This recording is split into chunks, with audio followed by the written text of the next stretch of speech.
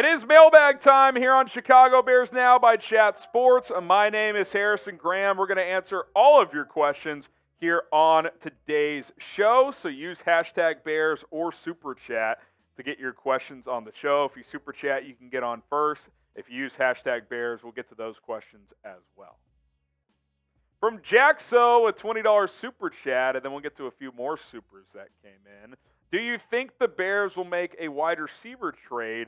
Also, we need to win the next upcoming games against the Saints and the Lions. I think the Bears are chilling at receiver right now. Obviously, NFL trade deadline came and went on Tuesday. If you're watching this live, trade deadline's basically here, so it doesn't look like a wide receiver trade is in the works for Chicago.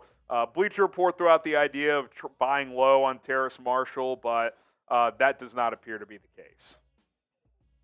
From Jason, appreciate the 5. If Sweat and Jaylon Johnson have both yet to sign a deal, who do you tag? I just don't see that scenario playing out. I think Montez Sweat gets an extension. You don't make that move without it. Hopefully Jaylon Johnson does as well. Obviously, he was seeking a trade. That did not go through. And I think that you would pay Sweat, hopefully pay Johnson, but if not, worst case scenario, you could put the tag on Jaylon Johnson. From Rufus, trade Velus for a McDonald's ice cream machine and get the same production. You'd actually, at least you get dessert with the ice cream machine. Yeah, it just has not looked good and worked out with Velus. Bad draft pick. It was an over pick at the time. They bet on his freaky speed and athleticism, and when you overdraft, you can get yourself into trouble, and I think that's definitely an example of that from Ryan Poles. Power 40, how do you feel about the Vikings trade and how it will affect the North? I don't know which one you're talking about, but if you're talking about Josh Dobbs, gives them some stability at quarterback with Kirk Cousins out for the year. I don't think they have a shot to win the division without Cousins, but they could still be in the mix to get that last wild card spot in the NFC. Right now, they are the 7th seed. The Vikings also shipped out Ezra Cleveland to the Jags. Obviously, Dalton Reisner's there now, and he's starting at guard, so I wasn't surprised to see that. But we'll see. I think Jaron Hall is going to start this week, but if he struggles, Josh Dobbs has played in a lot of offenses at this point and can at least play at a serviceable level. Sangray Kim, this means Jaylon is not worth what he thinks he's worth. He realized no one is willing to pay him what he wants. I can see the Bears re-signing him soon. Maybe. We don't know if, since a trade didn't happen, it doesn't mean that. It could mean the Bears didn't get an offer they wanted. There could be a lot of reasons why the trade didn't happen. Maybe the Bears just said, no, we're just not going to trade you. You're allowed to seek a trade, but doesn't mean we're going to do it. So that's a scenario. The two I mentioned are scenarios. I hope the deal gets done. I want him to stay in Chicago because if he does, you've got good players at all three levels of your defense all of a sudden. You got Montez Sweat on your defensive line, TJ Edwards, Tremaine Edmonds, and Jack Sanborn to an extent at linebacker, Jaylon Johnson in the secondary. That's a good starting point. That's a good starting point. Do you trust Ryan Poles as the Bears general manager? Type T for trust or D for don't. Let me know what you guys think in the comment section down below. Pin comment on today's mailbag video. So if you get hit with that YouTube ad break, reply with the T for trust or D for don't. Infinite Productions, do you think the Bears extend Mooney? I don't think that would happen during the season. I think that's probably, they might let him hit the market, see what's out there, and if they're comfortable matching what another team does, they would. If not, they could let him go. He just hasn't been that productive, man. Like, I like Darnell. I think he's a good route runner and can get open, but I think in an ideal world, if he's back next year, he's your number 3. Like, DJ Moore's your 1. Maybe you draft Marvin Harrison or Malik Neighbors, Keon Coleman, someone else to be your number 2, and then Mooney can be that number 3 slot role. And in that role, if you get him back at a reasonable price, maybe like $10 million a year, I think that's a good role for him. DC Viper, for the draft, I'm taking Drake Maye and Marvin Harrison. Trade Fields for a high second and draft any of your top O linemen. Yeah, I mean, look, if you get a second for Fields, that would replenish the second you traded for Montez Sweat. Maybe you then get a lineman in that round or whatever the case may be. Maybe you go edge rusher in the second round. I don't think you'll go edge in round 1. I think the Montez Sweat was a clear signal of that. But yeah, Drake Maye, if you get the first or second pick, is definitely a possibility. And then Marvin Harrison, if you have another top 3 or 4 pick, he could be the pick as well. Mike Nintendo Master, did the Bears make a mistake on this trade? His contract expired this year. Was it worth it? They're clearly eyeing it with the eyes of an extension. You don't make this move without wanting to extend Montez Sweat. I expect that to happen, whether it's now or in the offseason. Worst case scenario, you franchise tag him for $20.5 million, which is the projected price tag for the franchise tag for edge rushers this year. So Montez Sweat's going to be here beyond this season. I can assure you of just that. Today's show sponsored by Prize Picks, guys. If you are trying to play daily fantasy sports, there's a lot of different websites, games, and apps out there, but Prize Picks is the best one out there for my money because it's just very simple. It's very easy. There's nothing complicated about it.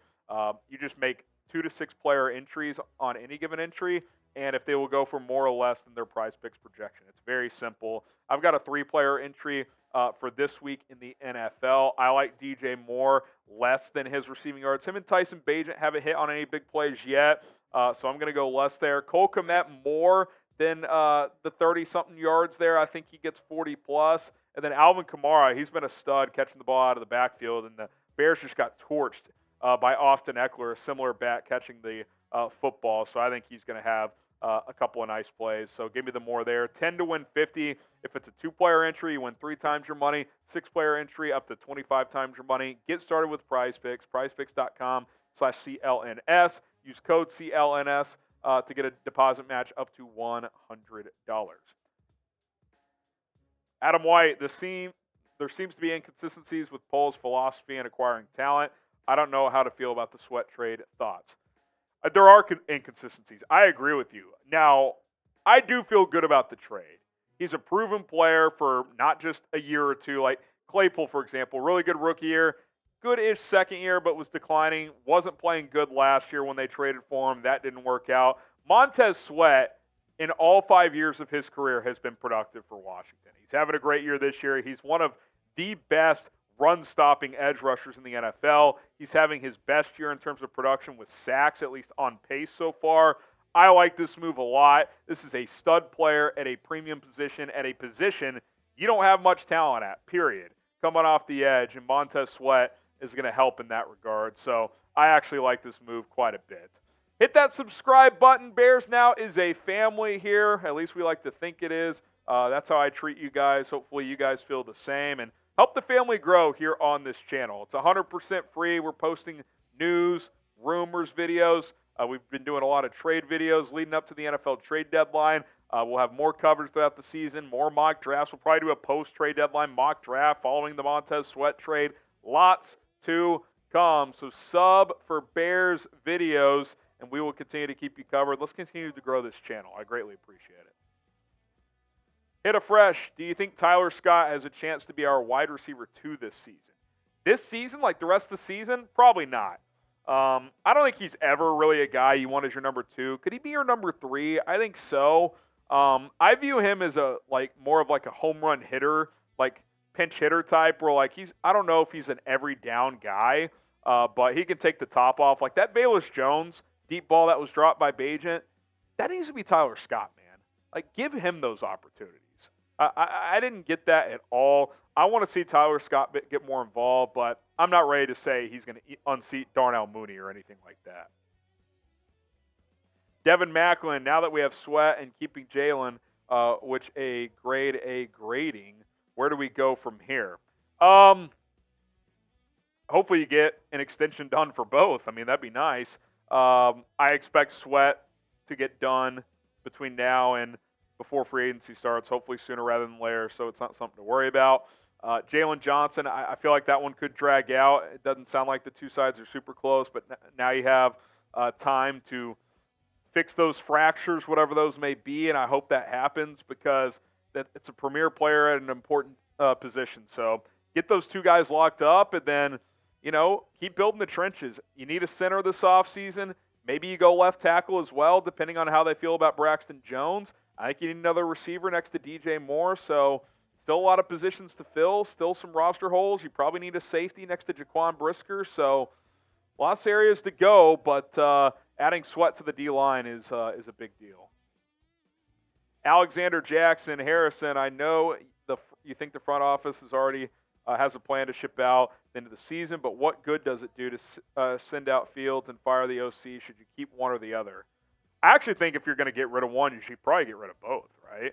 Like, I like Justin Fields. I think he has a lot of the traits you want in a franchise quarterback in terms of physical ability, leadership, being a face of a franchise, but the play has been inconsistent.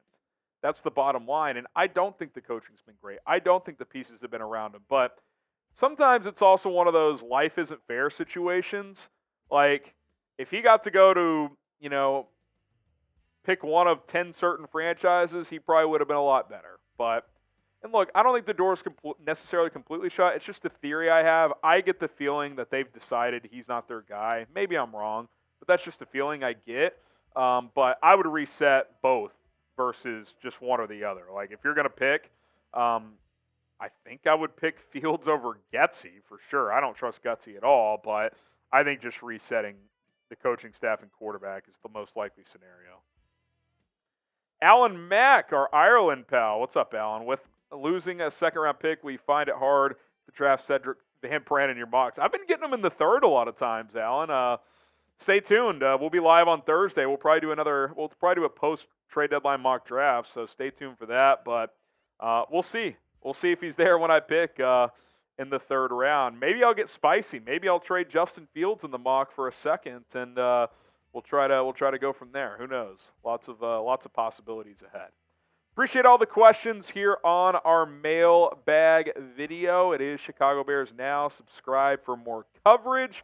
We'll be back for more, including live on Thursday, and of course live on Sunday for more for another game as the Bears take on the Saints. Hopefully, the first game of Montez Sweat.